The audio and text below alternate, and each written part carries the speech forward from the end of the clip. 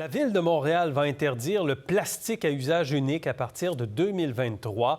Plusieurs projets pilotes prennent forme dans les restaurants de la métropole pour se conformer à cette réglementation. On mise notamment sur la consigne des contenants pour emporter. Olivier Bachand. Depuis plus d'un an, dans ce café, plutôt que d'utiliser des contenants jetables, on offre les plats pour emporter dans des contenants consignés. On a des offres là, de plats pour des salades, des repas chauds, des soupes. Puis c'est tous des plats en verre que les gens peuvent apporter à la maison puis mettre au four, au lave-vaisselle, au micro-ondes. La consigne varie de 1 à 6,50 $ selon le format des contenants. Les clients sont remboursés quand ils les rapportent. Une initiative bien accueillie.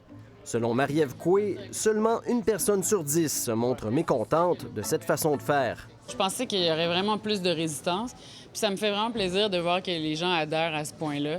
Montréal va bannir le plastique à usage unique à compter de mars 2023. Les restaurateurs pourront se tourner vers des contenants compostables, mais plusieurs projets pilotes visent à franchir un pas de plus. Offrir des contenants réutilisables dans une perspective zéro déchet. Notre objectif, c'est de remplacer 30 % des commandes à emporter vers le réutilisable.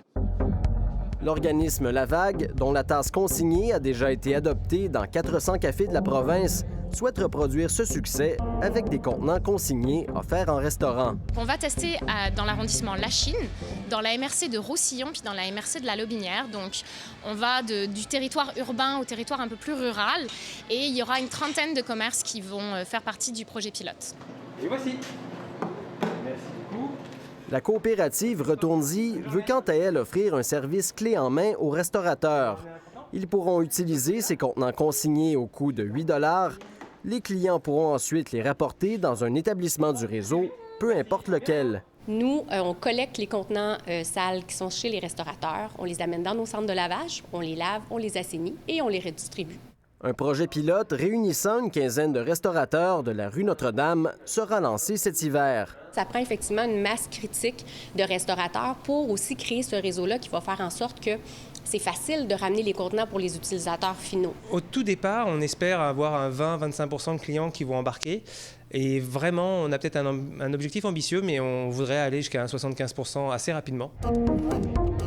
Et il n'y a pas que la consigne. Un système d'emprunt de contenants qui fonctionne avec une application mobile et un code QR sera testé sur le plateau Mont-Royal. L'application, c'est comme une gestion d'inventaire. Ça sort du compte de commerce, ça rentre dans le compte du client et c'est géré à 14 jours. Vous allez avoir un petit reminder pour vous dire de les retourner chez un de nos sites de retour. C'est peut-être le début d'une petite révolution. Reste à voir si les clients voudront y participer. Ici Olivier Bachand, Radio-Canada, Montréal.